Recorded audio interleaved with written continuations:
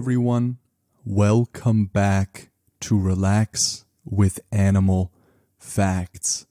I am Steph Wolf, and today I am going to be learning with you about our furry, scaly, or possibly even slimy friends. And in today's case, it is actually not going to fit in any of these categories, but rather it is a feathery friend of ours because we are covering the oh so wonderful emu. This, of course, is a very special listener episode dedicated to Ananya. I hope I am saying your name right. Thank you, Ananya, for writing into the show. This episode would not have been possible without your suggestion, and I can only hope that you enjoy your very own episode. For those of you that want to learn about a particular animal that you find super cool or super interesting, you can always reach out to the show in one of 4 ways. The most popular option of requesting an animal seems to be the Instagram, which is the handle at Relax with Animal Facts. You can send me a message with an animal request and something you like about the show or any funny stories that you have. You can also submit the same thing by going to relaxwithanimalfacts.com and submitting an animal request through the little tab at the top. And you can always reach out to the show directly through the email relaxwithanimalfacts@gmail.com. The last option is always a carrier pigeon option. I am still awaiting many of your currently flying pigeons from what I have been told. I will make sure to send them back pronto as soon as they arrive. The reason we had a break in between the last episode and this one was because it was the end of season 4. The last episode was the 100th episode of the podcast. And here we are starting episode 101 with the emu. And starting off this season, I want to request all of you to send me any suggestions that you may have on what you think would make the show better. If you have any particular criticisms or anything of that sort, feel free to reach out in the methods that we just covered. Before we hop right into this episode, I just want to say where I got my facts from. The facts that I used for this episode came from nationalgeographic.com, facts.net, and as always, for the name, I went to etimonline.com. All of the resources used in this episode will be linked in the show notes or the description of wherever you are listening. And if you want to learn more and go to those resources, you are absolutely encouraged to do so. I am so grateful for all of the brainiacs and researchers that put out all of this information to make each episode possible. And now I would like for all of you to notice perhaps where you are carrying some tension. Is it in the neck? Is it in the shoulders? Perhaps in the head? In my case, as always, it seems to be in the hands. I encourage all of you to try to relax those parts of your body as we go into this immersive experience with me, Steph Wolf, into the savannahs where the emu resides.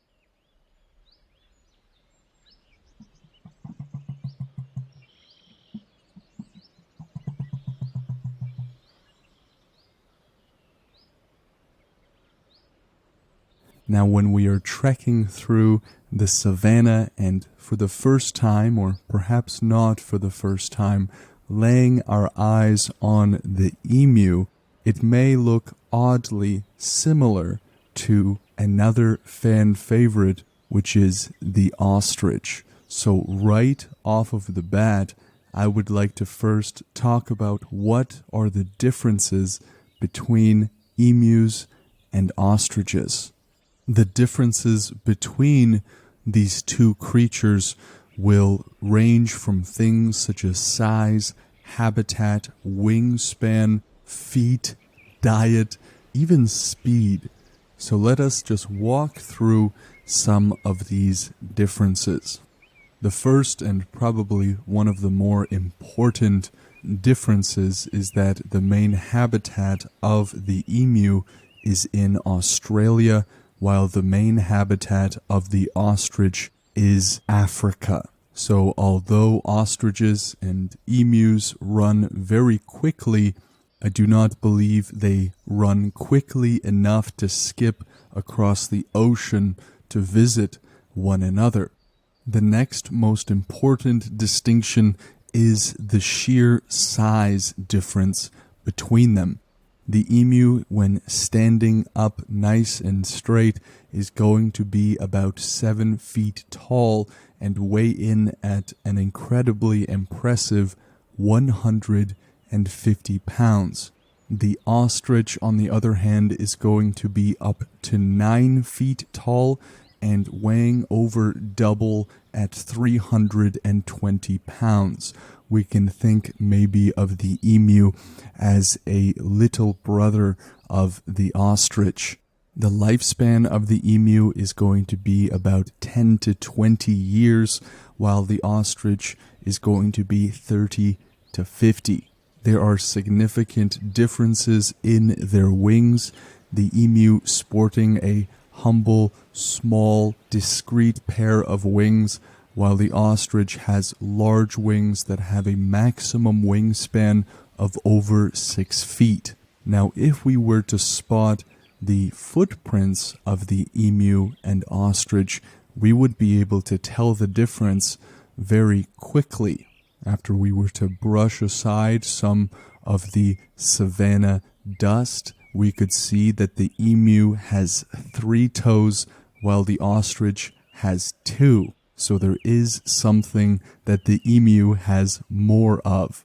We will get into how fast the emu runs in just a moment, but the ostrich runs just a bit faster.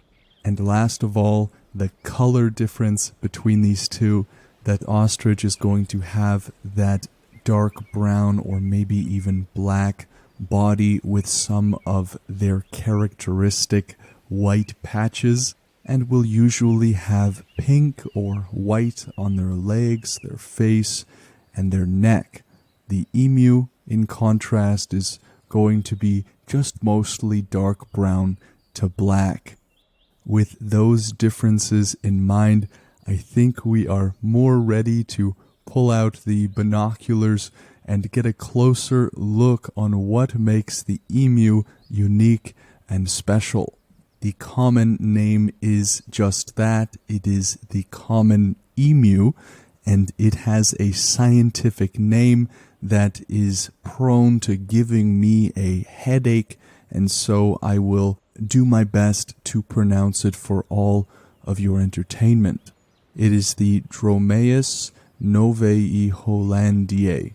There are some root words there that can actually tell us a good bunch of why the emu has this name, but we will wait until the end to see all of the ins and outs of some of those interesting words. The emu is, of course, a bird and is omnivorous, meaning it is not exclusively plant-based, but will enjoy some other things such as insects, which of course is not uncommon among many bird species that may come into our head. And this type of bird is classified as a flightless bird. This distinction is of course used for birds that are unable to take to the skies. Ostrich is another example of a flightless bird, as is the mighty penguin. But while the emu may not be able to soar gracefully through the skies, it sure can run. It has long, powerful legs that will allow it to run up to 30 miles, that's about 50 kilometers per hour. This compact supercar of a flightless bird can truly run very quickly and probably kick up a lot of dust, similar to the cartooned Roadrunner. Each emu foot is going to have 3 forward-facing toes that will give it an uncanny ability to grip the ground as it is going. This is a kind of organic or natural tread we may think of when we drive our cars at 60 to 80 kilometers an hour or 50 miles an hour. Perhaps we are driving around in a safari car.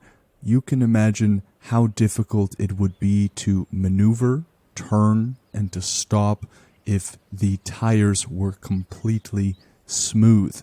So to ensure that the emu is able to change directions, stop, and keep its traction with the ground, their forward-facing toes will do the job magnificently, not only serving as a bit of traction or tread with the dusty floor, but these 3 toes will thrust this powerhouse of a bird forward to run its incredible speeds.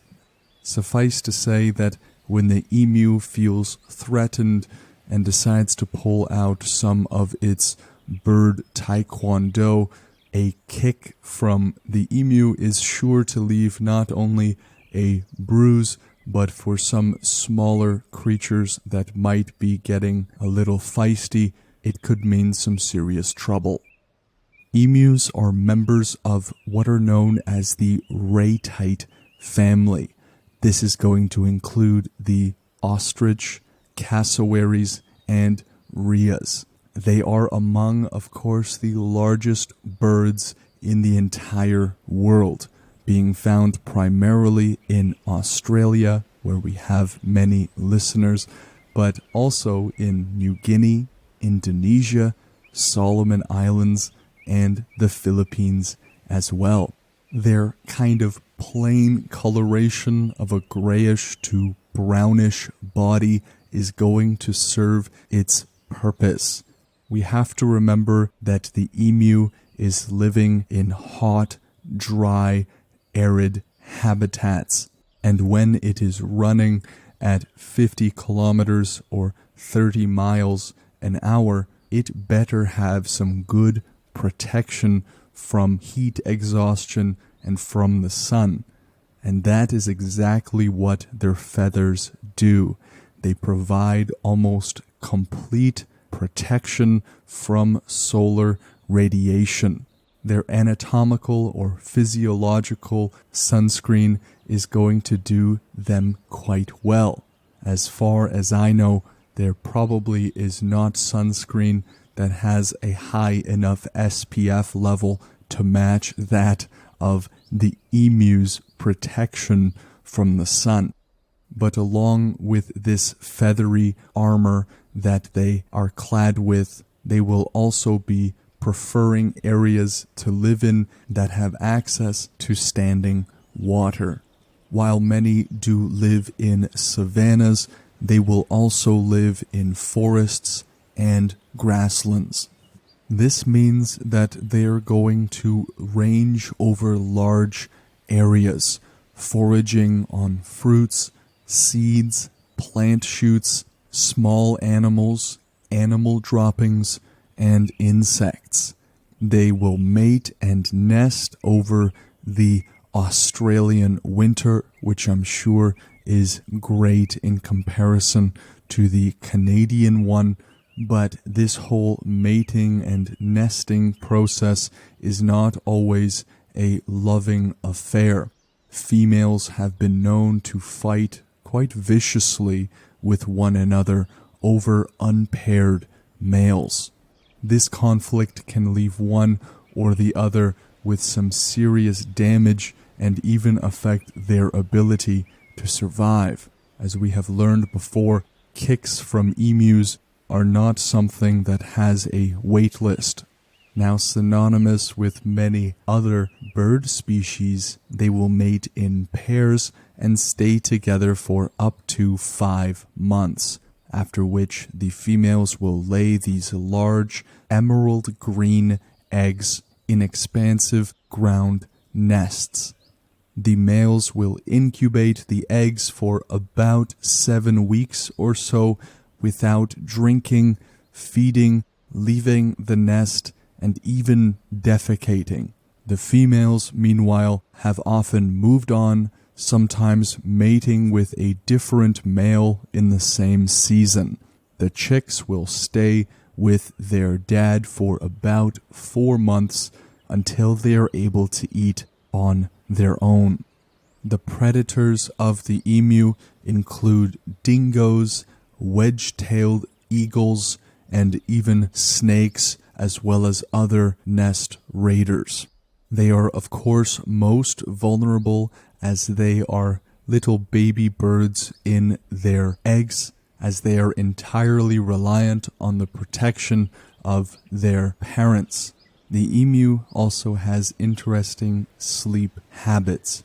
They will settle down around sunset, but will not actually stay asleep during the night time. They will instead wake up periodically, snack on their surroundings, or go to the bathroom before going back to sleep. Suffice to say that for many, this may be eerily familiar. Scientists observing the birds' nighttime behavior note that they usually wake up every 90 minutes or so and stay awake for 20 minutes before going back to sleep. When sleeping, the emus will fold their necks onto themselves while crouching down against the ground. They will also arrange their feathers so that when it is raining out there in the Australian bush, they will redirect the water to flow onto the ground. Scientists have also noted this as a form of natural camouflage, as from afar the emu may look like a large rock or a mound of some sort to any predator looking in their direction. Now let us go to the name emu. Where does it come from, or what does it mean? I am going to be reading 2 different things, one of which is a story regarding the possibility of the emu's genesis, at least of their name. The most common theory states that the name emu was derived from an unknown Arabic word that Portuguese explorers first used for cassowaries in the region of New Guinea. Given the similarities between the two birds, emu was also used for Australian birds. Another theory is that emu came from the word ema, which is spelled E-M-A, a Portuguese word generally used for big birds such as ostriches and even cranes. However, Australian Aborigines have their own names for the bird with no connection to the emu. All of these names are ones in which I would rather not pronounce because I am sure to butcher them. Etym Online describes the etymology of the word emu as deriving back to the 1610s and uses that origin of the Portuguese word ema for crane, ostrich, or other big birds. And Etym Online also describes that it is perhaps based on a folk etymology of a native name. So as we can see, the reason we call things like we do is not always so easily explained or traced. Now, while we are here, out in the arid savannah. I am going to read a review coming all the way from the United States of America, pretty far west from where we are, or maybe even east if you think about it that way. But the person who wrote this has the username Meggy1019, and Meggy writes, "The only thing I hate about this podcast is I didn't find it sooner. I love listening every night before bed. Your voice is so, with a lot of O's, soothing. I love how I can hear you smile. I can tell you truly love doing this, and I love listening. Please keep the EPs coming." Thank you, Meggy1019, for your very kind review. I am so happy that you did find the podcast, regardless of how long you were away from our safari. You are now on board, and all of us are very glad to have you with us. If you wish to leave a review because you like the show, maybe it has helped you, leaving a review is one of the biggest ways that you can give back to the show, but your listenership means the world. We are going to be continuing this episode on the Patreon Relax with Animal Facts. All of that information will be in the description, so I hope to see many of you there. Please send in your animal requests to either Relax with Animal Facts on Instagram. You can submit directly through the relaxwithanimalfacts.com website or through the email relaxwithanimalfacts@gmail.com. I am so grateful that all of you could join me to learn more about this very unique flightless bird, and I hope that you will all join me on the next podcast episode with the next animal. Take care.